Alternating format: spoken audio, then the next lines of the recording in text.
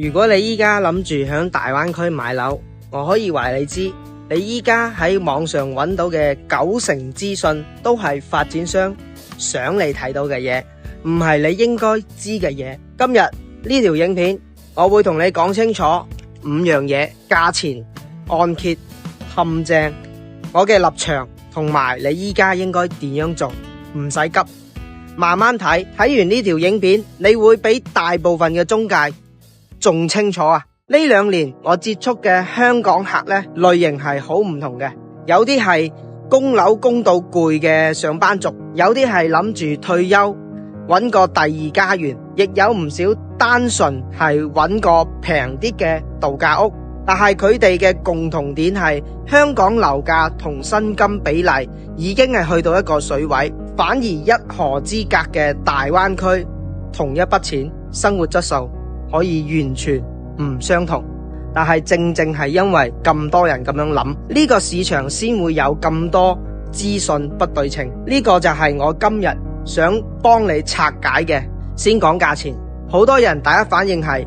平好多，但係平係同邊個比呢？同你講個實際嘅數據，依家珠海橫琴灣仔呢一帶嘅海景樓盤，每一尺實用嘅價錢呢，大概係香港同區嘅2、3線地段嘅1/3到一半即係講你喺香港供層樓嘅首期可能已經可以喺珠海呢邊買翻一層2房嘅單位。但係你要留意呢個平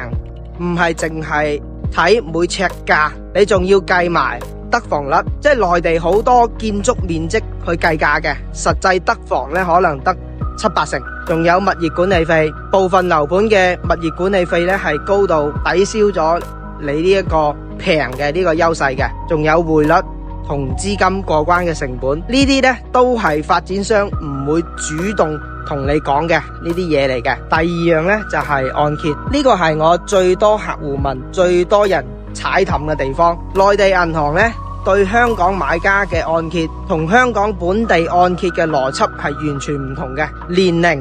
大部分嘅銀行按揭年齡呢同貸款年限加埋唔可以超過65到70歲，視乎唔同嘅銀行同區域。即係如果你55歲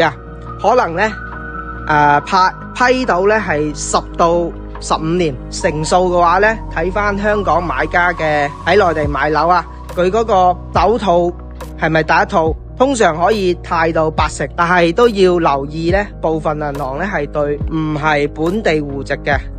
係有額外嘅要求嘅。然後利率，內地嘅房貸利率同香港嘅按揭利率計法係唔一樣嘅，唔可以直接比較呢個數字，要比較翻實際每個月嘅月供。呢啲嘢呢，好多中介呢為咗促進成交呢係唔會主動講晒俾你知嘅，你要自己問，或者呢揾一個企喺你嗰邊幫你問呢個人。第3，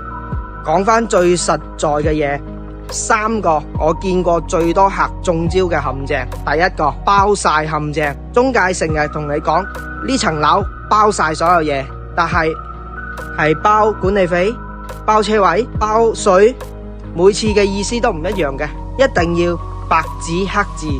問清楚。第2呢就係爛尾風險啦。咁內地呢部分嘅樓盤呢係期樓嚟嘅，即係樓花啦，一定要查發展商嘅資金監管情況，唔好只係睇呢個示範單位靚唔靚。第3，產權年限，內地嘅住宅產權通常係70年，同香港嘅制度係唔一樣嘅。續期嘅政策呢，你要事先了解清楚，唔好交咗錢之後先問。講到呢度，我諗你會問，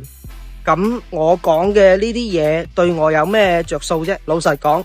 我做嘅嘢好簡單，我係獨立買家顧問，唔係發展商請翻嚟嘅代理。我嘅角色呢係企喺你哋呢一邊呢，幫你哋去揾資訊、拆解陷阱，唔係幫發展商促進交易嘅。呢個立場決定咗我可以同你講呢啲發展商唔想你知嘅嘢。如果你依家真係諗住喺大灣區買樓嘅，我嘅建議好簡單，唔好急住睇樓，先搞清楚3樣嘢：你嘅按揭年齡同成數，你想要嘅物業嘅類型、實際嘅得房率，同埋你想要睇